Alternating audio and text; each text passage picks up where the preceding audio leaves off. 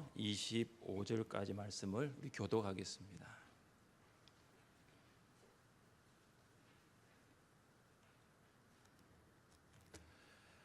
여호와 하나님이 이르시되 사람이 혼자 사는 것이 좋지 아니하니 내가 그를 위하여 돕는 배필을 지으리라 하시니라.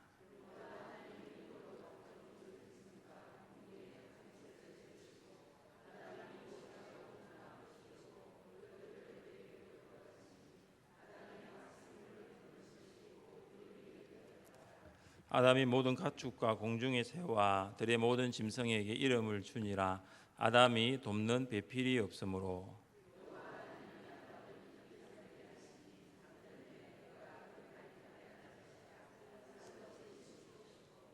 여호와 하나님이 아담에게서 취하신 그 갈빗대로 여자를 만드시고 그를 아담에게로 이끌어 오시니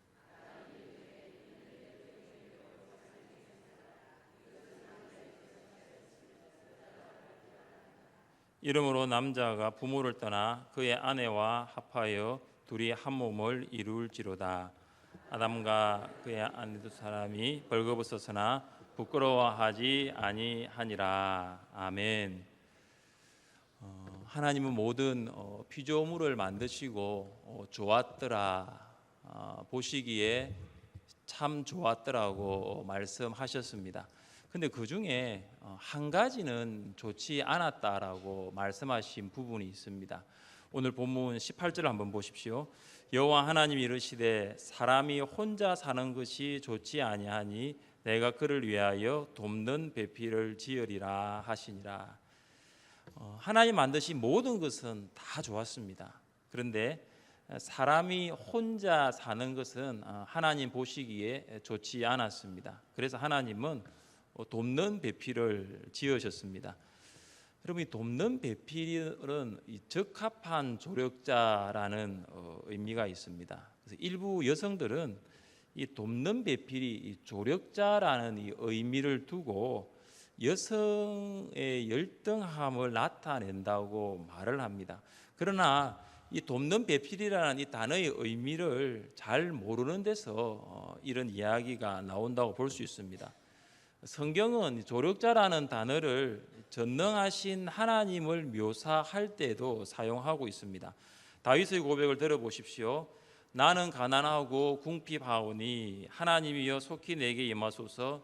주는 나의 도움이시요 나를 건지시는 이시오니 여호와여 지체하지 마소서. 여기 보시면 주는 나의 도움이시요 할 때 이 도움이 조력자라는 말입니다. 시편에는 이 조력자가 도움이라는 단어로 번역되어 있습니다. 그래서 다윗은 하나님은 나의 조력자이십니다. 하나님은 나의 도움이십니다. 이렇게 고백을 했습니다. 다윗의 조력자이신 하나님은 다윗의 부족한 것을 공급하시고, 다윗의 조력자이신 하나님은 다윗의 그 연약함을 강하게 하시고, 다윗의 조력자이신 하나님은 다윗의 우둔함을 지혜롭게 하셨습니다. 여러분이 어떤 성도를 내가 좀 도와주려고 한다면은 여러분은 그 성도보다 뭔가가 조금 더 뛰어나든지 가졌든지 해야 됩니다. 건강도 있으면 더 건강해야 하고, 물질도 있으면 좀 더 가져야 하고, 지혜도 있으면 좀 더 지혜로워야 합니다. 그래서 도움을 주는 사람은 도움을 받는 사람보다는 더 큰 능력을 가져야 한다는 것입니다. 그래서 여자를 돕는 배필로 만들었다라는 것은 결코 여자를 열등하다라고 말하는 것은 아닙니다. 또한 이 돕는 배필은 적합한 조력자라는 의미뿐만 아니라 앞에 혹은 맞은편에 있는 조력자라는 의미가 있습니다. 돕는 배필은 아담과는 다른 관점에서 아담을 돕고 보충하는 짝입니다. 보십시오. 아담이 정면을 보고 있을 때 하와는 아담 옆에서 아담이 볼 수 없는 다른 곳을 볼 수가 있습니다. 측면을 보거나 아니면 뒤를 볼 수가 있습니다. 반대로 또 아담이 측면을 보고 있을 때는 하와는 아담이 볼 수 없는 정면을 볼 수가 있습니다. 이처럼 돕는 배필은 서로의 눈길이 닿지 않는 곳에 눈길을 닿게 하고 서로의 손길이 닿지 않는 곳에 손길을 닿게 합니다. 그래서 돕는 배필인 하와는 아담에게 부족한 것을 채워주고 또한 아담은 하와의 연약한 부분을 강하게 합니다. 한 사람 남자 혹은 한 사람 여자만의 힘으로는 충분하지가 않습니다. 그래서 돕는 배필은 이 한 사람의 우월성 혹은 한 사람의 열등함을 의미하는 것이 아니라 서로가 서로를 채워주는 상호 보완의 의미가 있습니다. 하나님은 이 돕는 배필을 통해서 서로의 부족함을 채우게 하셨습니다. 우리 이 말씀을 같이 한 번 더 읽어보겠습니다. 말씀 읽습니다. 남편들아, 이와 같이 지식을 따라 너희 아내와 동거하고 그를 더 연약한 그릇이요 또 생명의 은혜를 함께 이어받을 자로 알아 귀히 여기라. 이는 너희 기도가 막히지 아니하게 하려 함이니라. 누구의 말입니까? 한참 앞에 보시면 베드로 전서입니다. 베드로의 말입니다. 여러분, 사울과는 달리 바울과는 달리 베드로는 결혼을 했습니다. 그러니까 그는 남편으로서의 위치 또 혹은 아내로서의 자리를 누구보다도 잘 알았습니다. 그래서 그는 말합니다. 나는 연약한 그릇이다. 남편은 연약한 그릇이고 아내는 더 연약한 그릇이다라고 말을 합니다. 이 자리에 계신 우리 남자 성도님들도 베드로가 고백한 것처럼 연약한 그릇 맞습니다. 그걸 인정할 뿐만 아니라 아내는 더 연약하다는 것을 알아야 합니다. 그래서 남편은 아내를 섬기고 아내는 남편의 부족한 부분을 보충해주는 상호 보완, 돕는 배필이 되어야 합니다. 하나님은 아담을 깊이 잠들게 하시고 아담의 갈빗대로 여자를 만드셨습니다. 여러분, 여자가 남자의 갈비뼈로 만들어졌다고 하여 남자의 갈비뼈의 수가 여자보다 하나 적다라고 생각하시는 성도님들 계십니까? 고개를 끄덕끄덕 거린다는 것은 그렇다라는 건가요? 어떤 청년이 교통사고로 갈비뼈 하나를 아주 심각하게 다쳐가지고 없어져 버렸습니다. 한번 생각해 보세요. 가정입니다. 그 청년이 결혼하여 자녀를 낳았습니다. 그러면 자녀의 갈비뼈가 하나 더 적을까요? 아니에요. 갈비뼈의 수는 정상입니다. 갈비뼈는 아담이 만들어진 이후에 하나님이 취한 것이기 때문에 DNA가 달라진 것은 아닙니다. 여러분, 하나님이 아담의 갈비대로 여자를 만드신 이유가 무엇일까요? 그것은 남자와 여자의 친밀감을, 남자와 여자의 깊은 친밀감을 나타내는 것입니다. 이것은 아담의 고백을 통해서 알 수가 있습니다. 우리 23절 보십시오. 아담이 이르되 이는 내 뼈 중에 뼈요 살 중에 살이라. 세 번역을 읽어보면 23절이 좀 가깝게 다가옵니다. 이렇게 이야기하고 있습니다. 그때에 그 남자가 말하였다. 이제야 나타났구나. 이 사람, 뼈도 나의 뼈, 살도 나의 살. 이게 아담의 고백이었습니다. 하와를 향한 시이고 또 하와를 향한 아주 아름다운 노래입니다. 여러분, 하와가 아담에게서 나왔으니 그들은 한 몸이 된 것입니다. 아담과 하와는 본질적으로 하나의 육체고 완전한 연합을 이루어서 떼려야 뗄 수가 없는 존재가 된 것입니다. 그리하여 인류 최초의 결혼식이 열렸습니다. 이 결혼식은 하나님의 주도하에 이루어졌습니다. 왜냐하면 아담이 자기 짝을 찾기 위해 나선 것이 아니라 하나님이 하와의 손을 잡고 아담에게로 왔기 때문입니다. 주례자는 하나님, 신랑은 아담, 신부는 하와입니다. 그래서 여러분, 결혼은 아담과 하와의 아이디어가 아니라 하나님의 작품입니다. 결혼은 하나님이 짝을 지어 주신 것입니다.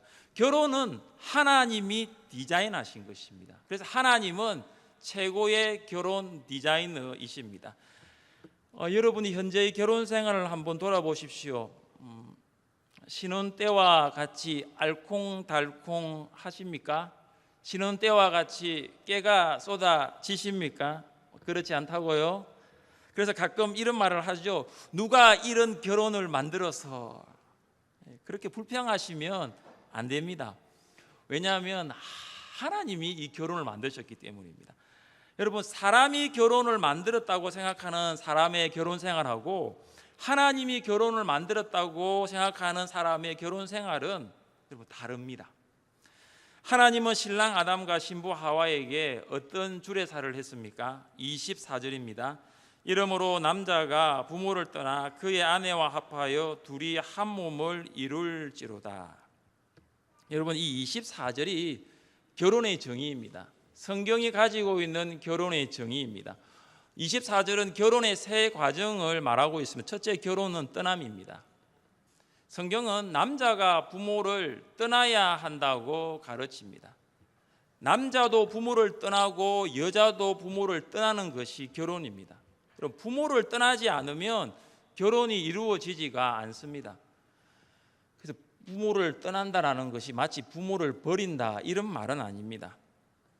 성경은 부모를 버리라고 가르치는 것이 아니라 부모를 공경하라고 가르치고 있기 때문입니다. 여러분, 결혼하기 전에 자녀는 부모의 권위 아래에 있습니다. 그래서 부모의 권위 아래에 있다는 것은 부모가 자녀의 결정권을 가지고 있다는 것입니다. 그래서 부모는 자녀의 모든 것을 결정할 수 있습니다. 하나님은 부모에게 그런 결정을 내릴 수 있는 권위를 주셨습니다. 그리스도인 부모는 자녀의 모든 것을 결정할 수 있습니다. 그런데 부모는 부모 위에 하나님이 계시다는 것을 한순간도 잊어서는 안 됩니다. 이것은 부모는 자신의 뜻이 아니라 권위를 주신 하나님의 말씀에 따라 결정해야 한다는 것입니다. 여러분, 부모는 세상적인 욕망을 채우기 위해서 자녀의 진로를 결정해서는 안 됩니다. 부모는 자기의 욕구를 채우기 위해서 자녀를 사용해서도 안 됩니다.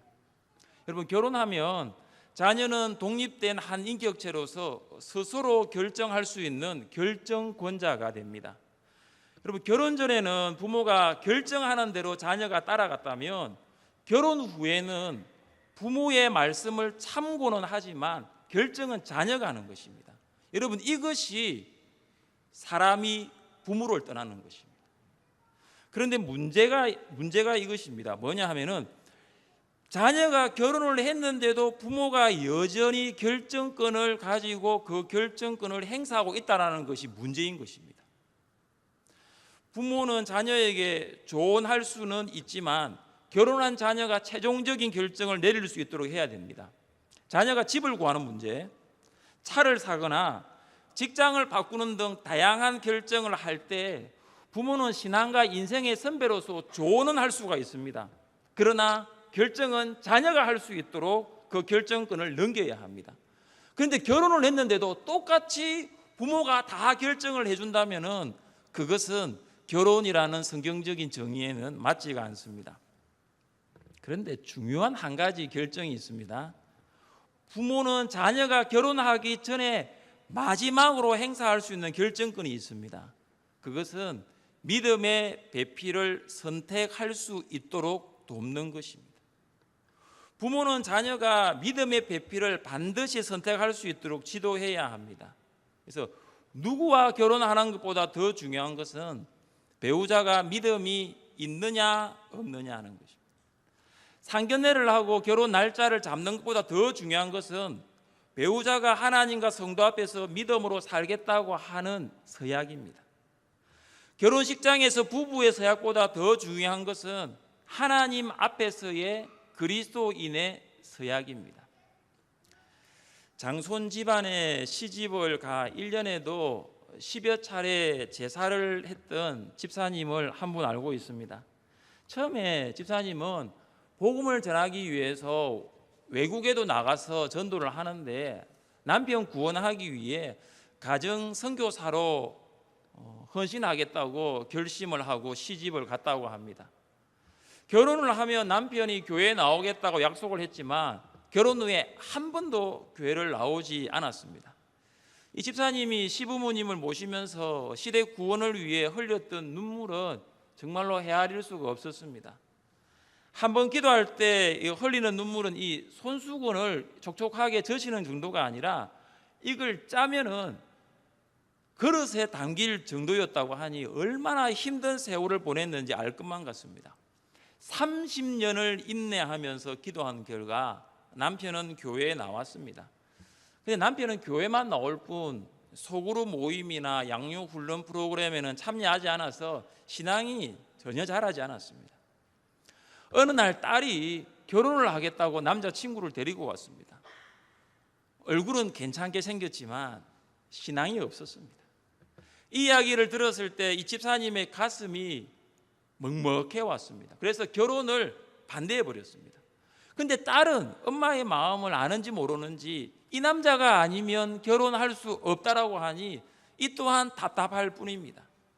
집사님은 하는 수 없이 딸의 남자친구에게 교회에 등록하여 새가족 공부를 하고 학습을 받아야 결혼을 허락할 수 있다라고 했습니다. 남자친구는 여자친구의 어머니의 말씀을 따르기로 했습니다. 남자친구가 새가족 공부를 마치고 수료식을 할 때 교회에 오게 된 이유를 설명합니다. 우리 교회처럼 이렇게 해서 교회에 오게 된 이유를 딱 설명하는데 딱 한 문장이었습니다. 저는 결혼하기 위해 교회에 왔습니다. 딱 한 문장이었습니다. 더 이상도 답하지 않았습니다. 그런데 이제 새가족 공부를 마치고 학습을 받게 되었고 제가 주례를 했습니다. 이후에 세례까지 받게 되어서 지금은 아주 신실하게 신앙생활을 하고 있습니다. 여러분의 자녀가 믿음이 없는 사람을 데리고 와서 결혼을 하겠다라고 하면 어떻게 하시겠습니까? 부모로서 행사할 수 있는 마지막 결정권, 그걸 제대로 행사하십시오. 그것은 자녀가 믿는 배우자를 만나서 결혼하는 것입니다. 그것이 되지 아니하면 결혼이 출발되지 않는 것입니다. 혹시 아직 결혼하지 않는 미혼 청년을 자녀로 두신 우리 부모님들은 이 결정권을 잘 사용할 수 있기를 바랍니다. 둘째, 결혼은 영적인 연합입니다. 여러분, 남자가 부모를 떠날 때 여자와 합하게 되고 여자는 부모를 떠날 때 남자와 합하게 됩니다. 이것이 뭐냐 하면 영적인 연합입니다. 여러분, 영적인 연합에는 두 가지가 있습니다. 그것은 안전감과 중요감입니다. 안정감은 뭐냐 하면 자신이 사랑을 받고 있다라는 것입니다. 그리고 중요감은 뭐냐 하면 긍정적인 영향을 미치는 것입니다.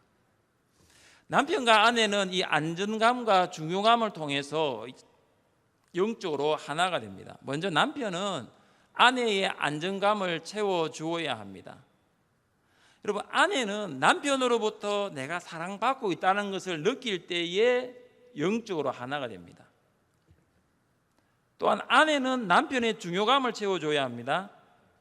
아내가 남편을 존경할 때에 남편과 영적으로 하나가 됩니다. 여기서 문제가 있습니다. 세상에서 가장 사랑이 넘치는 남편도 아내의 안정감을 채워줄 수가 없습니다. 남편은 아내를 사랑한다고는 하는데 아내는 그것을 사랑으로 받아들이지 않습니다. 여러분, 그리고 이 세상에서 남편을 가장 잘 이해하는 아내라 할지라도 남편의 중요감을 채워줄 수가 없습니다. 왜냐하면 아내도 사람인지라 한계가 있습니다. 이 남편 언제까지 기다려야 변화될까? 한계가 있는 거예요. 이처럼 남편은 본질적으로 아내를 사랑할 수 없고 아내도 본질적으로 남편을 존경할 수가 없습니다. 그래서 남편과 아내는 서로를 향한 사랑과 서로를 향한 이 존경이 식어질 수 있습니다. 그래서 안정감과 중요감이 변할 수 있습니다. 여러분, 그때 어떻게 해야 할까요? 하나님의 사랑으로 부족한 안정감, 또 하나님의 사랑으로 부족한 중요감을 채우는 것입니다. 사람의 사랑은 결핍하지만 하나님의 사랑은 충만합니다. 사람의 존경은 한계가 있지만 하나님의 인정은 변함이 없습니다. 그래서 믿음이라는 공통 분모가 있는 남편과 아내는 사랑과 존경이라는 그 저장고가 바닥을 드러낼 때에 하나님께 기도하게 됩니다. 그러면 그들은 다시 영적으로 하나가 되는 것입니다. 여러분, 사랑과 존경으로 하나가 되지 않는 부부가 같은 침대에 누워서 잠을 자지만 굉장히 불편합니다. 사랑과 존경으로 하나가 되지 않는 부부는 해외여행을 다녀와도 달라지는 것은 거의 없습니다. 사랑과 존경으로 영적으로 하나가 되지 않는 부분은 사는 것 같으나 사실 사는 것이 아니에요. 자, 우리 여기 남편 성도님들, 아내 성도님들을 사랑하며 아내 성도님의 안정감을 채워주고 있습니까? 우리 아내 성도님들은 남편 성도님들을 존경하며 남편의 중요감을 채워주고 있습니까? 여러분, 순서는 없어요. 아무나 먼저 하면 되는 거예요. 누가 먼저 시작하면 되는 거죠. 그래서 남편으로부터 사랑을 받은 아내는 남편을 존경하지 않을 수가 없습니다. 또한 아내로부터 존경을 받은 남편은 아내를 사랑하지 않을 수가 없습니다. 이것이 바로 영적인 연합 결혼입니다. 마지막으로 결혼은 육체적으로 하나가 되는 것입니다. 성경은 둘이 한 몸을 이루라고 말씀하고 있습니다. 자, 여러분 24절 말씀을 다시 한 번 더 읽겠습니다. 24절입니다. 이러므로 남자가 부모를 떠나 그의 아내와 합하여 둘이 한 몸을 이룰지로다. 여러분, 결혼에는 연합의 순서가 중요합니다. 영적인 연합을 이루고 난 다음에 육체적으로 한 몸을 이루는 것입니다. 육체적으로 결합이 일어나고 영적인 연합을 이루는 것은 성경이 말하는 올바른 순서가 아닙니다. 또는 육체적으로 하나 되었다라고 해서 영적으로 하나 되는 것도 아닙니다. 여러분, 성은 하나님의 선물입니다. 하나님은 결혼한 사람들에게 성을 선물로 주셨습니다. 그래서 하나님이 주신 성은 굉장히 선한 것입니다. 그런데 이 성은 결혼이라는 울타리 안에서 누릴 수 있는 하나님의 선물이라는 것을 기억해야 합니다. 그래서 성의 위치는 결혼 안입니다. 여러분, 이 성이 결혼 밖으로 나가면 죄가 되는 것입니다. 결혼 날짜를 잡았다고 하여 관계를 갖는 것은 결혼 밖의 성입니다. 그 성은 결혼할 때까지 기다리는 것입니다. 근데 요즘 연예인들이 보면 임신이 마치 결혼의 혼수품이라도 되듯이 정말 부끄러워하지 않고 오히려 자랑합니다. 부끄러움을 모르는 사람들입니다. 그들은 무엇이 선인지 무엇이 악인지를 구분하지 않습니다. 많은 젊은이들이 결혼 후에 성격이 맞지 않아 이혼하는 것보다 결혼 전에 동거를 하는 것에 대해서 부정적으로 생각하지 않습니다. 실제로 대학생들을 대상으로 설문조사를 했습니다. 결혼 전 동거 경험 후 실제 결혼에 대한 찬성과 반대를 묻는 질문에 73%, 10명 중에 7명의 사람이 결혼이나 사랑이 전제된다면 혼전 동거를 할 수 있다라고 답했습니다. 이제 젊은이들에게 성은 결혼 안에서가 아니라 결혼 밖에서 발견됩니다. 그러나 여러분, 성은 결혼 밖이 아닙니다. 결혼 안에 있을 때 아름답습니다. 결혼 후 남편과 아내는 각각 서로에게 대한 성적 의무를 다해야 합니다. 여러분, 성경을 한번 읽어보겠습니다. 같이 한번 읽습니다. 남편은 그 아내에 대한 의무를 다하고 아내도 그 남편에게 그렇게 할지라. 여기 의무가 뭐냐 하면 성적인 의무예요. 남편은 아내에게 성적인 의무를 다하고 반대로 아내도 남편에게 그렇게 해야 한다고 성경은 말씀하고 있습니다. 인간의 성적 필요는 다른 유형의 모든 욕구와 마찬가지로 만족을 찾습니다. 이 필요가 하나님이 허락하신 부부관계 안에서 만족될 수 없다면 가정 밖으로 눈을 돌리게 됩니다. 이때부터 가정의 비극은 시작되는 것입니다. 그것을 결혼 밖으로 성을 가지고 나가는 것은 간음입니다. 어느 시인의 고백입니다. 나는 당신을 필요로 하기 때문에 사랑하는 것이 아닙니다. 다만 당신을 사랑함으로 당신을 요구할 뿐입니다. 사랑이 먼저고 그 다음이 필요입니다. 여러분은 배우자를 필요로 하기 때문에 사랑하십니까? 배우자를 사랑하기 때문에 필요로 하십니까? 굉장히 중요합니다. 사랑이 먼저예요. 사랑하기 때문에 필요로 하는 것이지 내가 필요하기 때문에 사랑한다는 것은 순서가 바뀐 것입니다. 최고의 결혼 디자이너는 하나님이십니다. 하나님이 결혼을 만드셨습니다. 결혼은 남편이 아내를 통하여 출세하고 아내가 남편을 통하여 성공하는 것이 아닙니다. 결혼은 서로의 부족함과 연약함을 도와주고 채워주는 것입니다. 결혼은 연약한 두 사람이 만나 부부가 되어 서로의 필요를 채워주는 섬김의 기회라는 것을 기억하시기를 바랍니다.